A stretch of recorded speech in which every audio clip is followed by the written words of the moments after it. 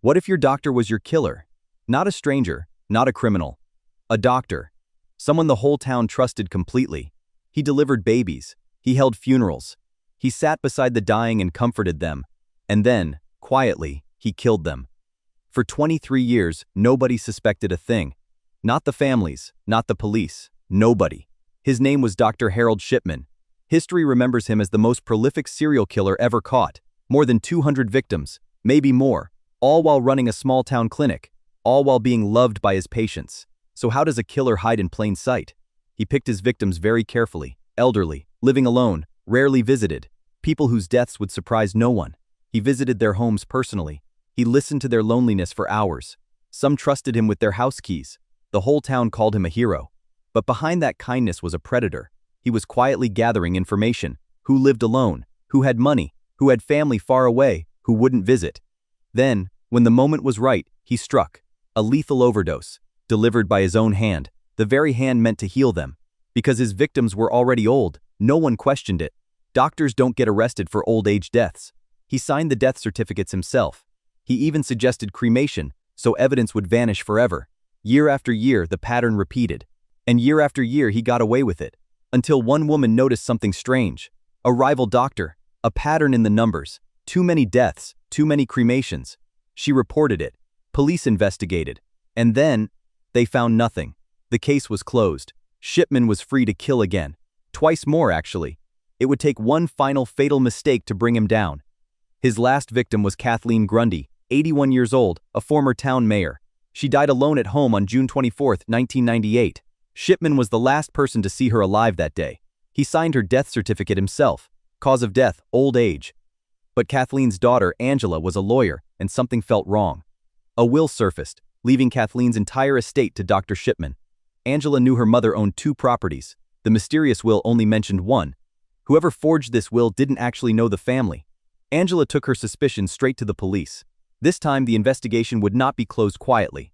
Police exhumed Kathleen's body from her grave. The autopsy revealed something shocking: traces of diamorphine, medical heroin. Confronted by police, Shipman had an explanation ready. He claimed Kathleen was secretly addicted to heroin. He said he'd written this in her medical file before her death. There was just one problem he never saw coming. Shipman had recently started using a computer for his patient records. He backdated his entry to make it look older than it was. But computers quietly log the real date every file is edited. Investigators checked the file's true edit history. The entry had been created after Kathleen's death, not before it. The very tool meant to make his job easier had just exposed him. But the digital trail was only the beginning. Police also tracked down the typewriter used to forge Kathleen's will. It had several faulty, uneven keys. The exact same faulty keys appeared in the forged document. On September 7, 1998, police finally arrested Dr. Harold Shipman. The town was stunned. Their trusted doctor, a killer? Once the news broke, families who'd quietly suspected him for years finally spoke up. They'd felt something was wrong, but who questions a beloved doctor? Investigators reopened dozens of his old patient files. A disturbing pattern emerged again and again. Lethal doses of diamorphine, self-signed certificates, suggested cremations. It was the same method, repeated for over 2 decades. In Britain, a second doctor is supposed to independently confirm every death certificate. But again and again, that second signature came from doctors who trusted Shipman completely. That single loophole let hundreds of suspicious deaths slip through without any real scrutiny. A formal government inquiry led by a senior judge was launched to investigate every single case. It combed through decades of medical records, death certificates, and interviews with grieving families. That inquiry remains one of the most detailed investigations ever conducted into a single killer. It found that almost all of his victims were elderly women who lived alone. Most were killed in their own homes, in the middle of an ordinary afternoon. Many were found sitting peacefully in a chair, still dressed in their everyday clothes. And in nearly every case, Shipman himself had either just visited or was the one who found the body. Looking back, the warning signs seem almost impossible to miss. But at the time, no single person could see the whole horrifying pattern. Only Shipman knew the full truth, and he had no intention of ever sharing it. If you're finding this story as unsettling as we did, hit subscribe, because there's more true crime waiting for you. Investigators dug through medical records, interviewed grieving families, and exhumed more bodies. The scale of what they uncovered was almost unbelievable. Officials confirmed Shipman had murdered at least 218 patients. Some experts believe the real number could be as high as 250, maybe more. It made him the most prolific convicted serial killer in recorded history. In court, he was convicted of 15 murders and forgery. The judge sentenced him to life imprisonment, with no chance of release. But Shipman never explained why he did it. He never showed remorse. He never confessed to more.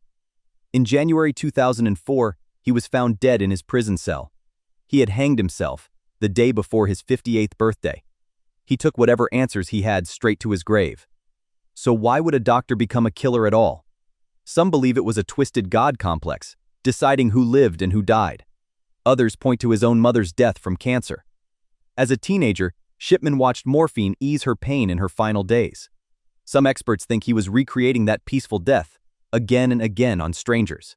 Others simply believe he was addicted to the power itself, the power to decide quietly who woke up the next morning. What makes this case so terrifying isn't the violence. It's the years of quiet, ordinary trust that made it possible.